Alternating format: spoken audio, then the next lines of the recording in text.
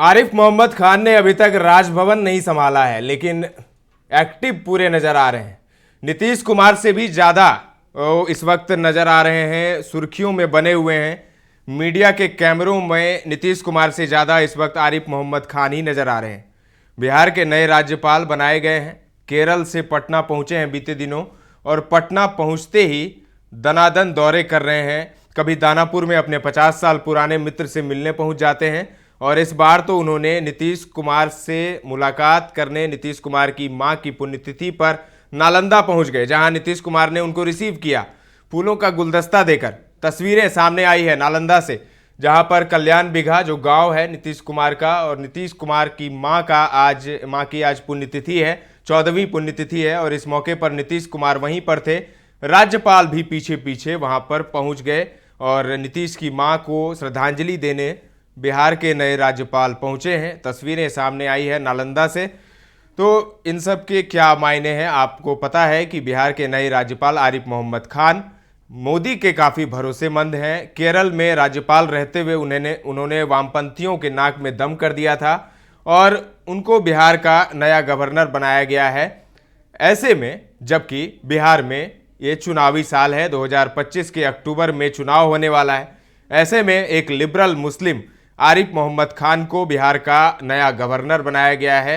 यानी लोग ये कह रहे हैं, चर्चा है इस बात की, अब दिल्ली से जो निर्देश आएंगे और उनको इम्प्लीमेंट किया जाएगा बिहार में, अब राजभवन मतलब बीजेपी, बीजेपी मतलब राजभवन, लोग ऐसा कह रहे हैं, चर्चा हो रही है।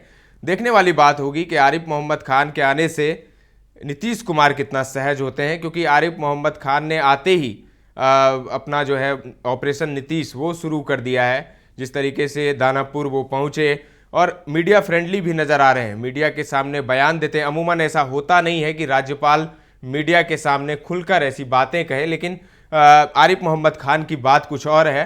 वामपंथियों के खिलाफ जिस तरीके से उन्होंने केरल में काम किया था, और इसी का इनाम अब बिहार के लिए मिला है, और अगर बिहार वो जीत कर दे देते हैं तो बड़ी बात होगी। और बिहार आने से उनका सिर्फ आरजेडी में ही खलबली नहीं मची है, नीतीश की जेडीयू में भी खलबली है, क्योंकि कुछ मुस्लिम्स ऐसे भी हैं जो लिबरल मुस्लिम हैं, वो नीतीश कुमार को भी वोट करते हैं। तो ऐसे में उस वोट को भी बीजेपी की तरफ शिफ्ट करने की कवायद हो रही है। देखना होगा कि आरिफ मोहम्मद खान कितने सफल होते हैं इसमें। मोदी के वो भरोसेमंद हैं, और ऑपरेशन नीतीश उन्होंने आने के साथ शुरू कर दिया है। बिल्कुल नीतीश के सामने तो ऐसी भावभंगिमा उनकी रहती है कि लगता हो कि कितने पुराने मित्र हैं और कितनी आत्मीयता है दोनों के बीच, लेकिन अंदर ही अंदर कुछ और खेल चल रहा है। बीजेपी बड़े गेम की तैयारी में है, लेकिन नीतीश ने इस खेल को समझ लिया है, और नीतीश भी अपना चाल जो है वो बारीकी से चल रहे हैं। फिलहाल मीडिया के सामने नीतीश कुछ बोल नहीं रहे, और यही चुप्पी, नीतीश की यही चुप्पी बड़े तूफान लाता रहा है बिहार में। क्या इस बार भी तूफान आएगा? लेकिन आरजेडी के तेजस्वी यादव ने तो मना कर दिया है। उन्होंने कहा कि दरवाजे बंद हैं, लेकिन अब इस दरवाजे बंद वाले बयान पर किसी को भरोसा भी नहीं है, क्योंकि अमित शाह ने भी कह दिया था कि नीतीश के लिए दरवाजे बंद हैं, लेकिन वो दरवाजे कैसे खुल जाते हैं ये किसी को नहीं पता। हो सकता है आरजेडी के भी दरवाजे खुल जाए नीतीश के लिए, लेकिन सवाल यह है कि आरजेडी या कांग्रेस नीतीश को क्या ऑफर करेगी, ये भी एक बड़ा सवाल है। जिस तरीके से कुर्सी को लेकर पेच फंसा हुआ है एनडीए में, बिहार बीजेपी चाहती है कि अपना मुख्यमंत्री हो, क्योंकि अपने विधायक ज्यादा हैं। उसी तरीके से आरजेडी भी चाहती है कि उसका मुख्यमंत्री हो, लेकिन मुख्यमंत्री नीतीश कुमार ही रहेंगे। नीतीश कुमार का ये कहना है, नीतीश की पार्टी का ये कहना है। तो ऐसे में देखना होगा कि किस समीकरण के साथ चुनाव में लोग जाते हैं।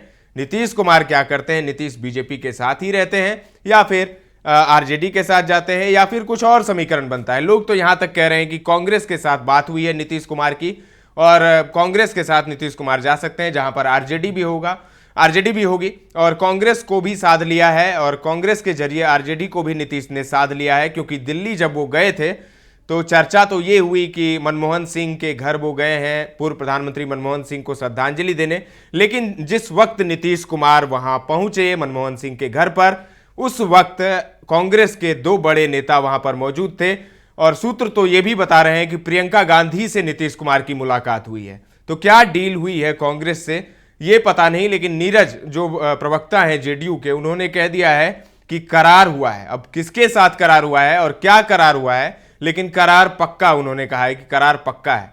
देखने वाली बात होगी कि डील क्या हुई है नीतीश की, बीजेपी के साथ हुई है या फिर कांग्रेस के साथ हुई है, आने वाले दिनों में पता ही चल जाएगा। नीतीश कुछ बता नहीं रहे हैं, नीतीश ने चुप्पी साध रखी है और सब इंतजार कर रहे हैं कि नीतीश की चुप्पी आखिर कब टूटेगी, नीतीश अपनी चाल कब चलेंगे। फिलहाल के लिए इतना ही। ताजा तरीन खबरों का सिलसिला लगातार जारी है, देखते रहें दर्श न्यूज।